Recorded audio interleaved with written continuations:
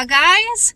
Sorry I haven't been posting a lot. I have been really busy. I've been working on my public speaking business. I have been, basically working on my relationship and my home life and everything else. So, yeah, I haven't been posting a lot, but I'm not going to stop posting. You're going to start to see more content. So, today I want to talk about how we can get over our past mistakes and the steps we have to take to be able to do that. This video is not going to be very long and it's not going to be super elaborate. I'm just going to give you some ideas to maybe change your perspective of how you view yourself and the things you've done in your life, because it's very important that we love ourselves and that we care for ourselves in a way that is very delicate, and we understand that we're humans and that we make mistakes. And once we start to deal with our past and our traumas and those things that have happened to us, we begin to move forward and grow. So I'm going to give you some tips on how to let the past go and stop feeling guilty for things that you've done or mistakes you have made. So I'm going to start off by saying the past is the past. It's gone. It's over with. It's done. It doesn't even truly exist anymore. So if you're somebody who is gravely living in the past, you don't know how to get out of it, you need to understand that you are living in a universe that is no longer around. When time moves, so does the past, and it is gone. So the only thing that is going on right now is what is in this current moment. So you are currently watching me speak. That is what's currently going on. That's what you need to worry about, is the present and the future. The past you cannot change, and it is a part of who you are and what makes you you. It is your experiences, it's your personality. Yes, it's very, very important, and there's a lot of different aspects that go into making you as unique as you are, because you are unique and you are beautiful and you are worth everything this life has to offer, no matter what you've done. But you have to understand that the past does not make you 100% who you are. You choose who you are by what you do and what you become and what you act like. So just because you acted like a certain type of person in the past does not make that person the description of who you are now. So the past is done. It's over with. My first advice is you need to understand it's over. You can't change it. You can't go back. So it's time to move forward. And then we ask ourselves the question, what can we do to move forward? Right? We start talking with ourselves. We create an internal monologue. What can we do to become better people? So this is where I want you to either think about or write down the current morals and values you care about. So are you somebody that cares about, only having relations with one person? Are you very specific with cheating? You don't like cheating. Do you try to be very, very honest? Are these things that are very important to you? And you need to write down what values are very important to you and which ones you abide by. Now, obviously, we're not going to be perfect, and obviously, we don't always abide by all our moral standards all the time. And I'm sure in the past, maybe you've broken some of those codes for different circumstances. If you are in recovery from addiction, you've probably broken a lot of moral codes that you felt were wrong at the time, just so you could get a fix, or so you could feel better, because you were trying to numb the pain or move forward in a direction that wasn't good for you. Obviously, a lot of us have bad coping mechanisms. Even people that don't have drug addictions and alcoholism, they have bad coping mechanisms. That's what addiction is, a symptom of the actual problem. The problem is internal. So when you're trying to fix the internal problem, you have to address the symptoms with that. So obviously when you take care of the addiction, then you're faced with yourself, and you have to deal with the internal problems you have, raw and open and out there. So when you make this list, you start by thinking to yourself, what kind of person would you feel comfortable with? What kind of person do you look up to? What kind of values would that person have? When you think of Jesus. Say Jesus is the person that you look up to, that you really believe in. So then you think of the qualities of Jesus and you write them all out next to Jesus. You can even draw him if you want. Well, the next set of tips I'm going to give you is think about where you personally fall short. What morals and values and standards do you want to abide by that you feel like you fall short in? And you need to make this list in all the ways that you can improve, because I promise you, you can improve in all areas. You can become more forgiving. You can become more open. You can become more honest. You can become more loving. You can be more open to other ideas. There are so many different things that you can improve on as a person and become a better person overall. And I think that the key to success is to continue striving and not being complacent. Once you reach complacency and you feel like you're good enough, you have no reason to keep moving forward, so therefore you go backwards. And we want to do the opposite of that. So if we want to overcome our past and our mistakes, we have to see where our shorts are and where we fall short in the long run so that we can overcome those obstacles. The next one is set moral goals that will help you create the best version of yourself. Everything that I just said. So you're going to write out all your future goals for the next month, the next year, the next week, what kind of person you want to become, and you can work towards that as you go. But I'm going to tell you, the best you can do is okay. You don't have to be hard on yourself. You don't have to be upset if you fall short. We fall short every day. We're human. Obviously, we're made this way for a reason.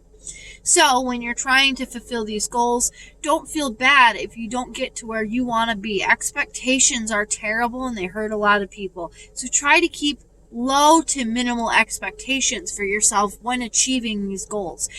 Treat yourself as if another person and be very forgiving with yourself and loving with yourself, and understand that it is okay that you can't always do exactly what you feel you need to do all the time. So the best you can do is enough for the day. There is always tomorrow and you can always start over. It's always good to take a personal inventory of the way you've been acting throughout the day. Now, if you feel yourself falling short and you're acting like basically kind of like your old self, or you feel yourself acting not right, it's good to catch it right in the act, know you're doing it, identify it in your mind, maybe even write it down, and then apologize to the person you may be acting that way towards. That is called making an amends, but that's, taking inventory and then making an amends. So now you need to give yourself a redo of all the things you would have done differently. Do you feel there are certain situations you wish you could have changed? Do you feel that maybe there's a specific situation holding you back from growing? Do you feel guilty for something that you did that you felt could have been different? This is where you get to write out your redo. So you take a piece of paper and you write down everything you would have done different in that situation. And if you want to write out 4 different situations, you can do that too. And do this with very triggering events, things that were really, really hard on you, that cause you to feel, if you feel shameful and guilty, those types of things are the things you need to work on. So take them, write them out, and talk about what you would have done differently. And I'm going to tell you, as you write this out, you're going to find that some things you really couldn't have done differently. Some things are not your fault, and even if they are, it's over now. But once you get it out on paper, you're going to start to feel better because you verbalized it, you put it out there, it's maternal, it's in the now, and you are taking care of it now.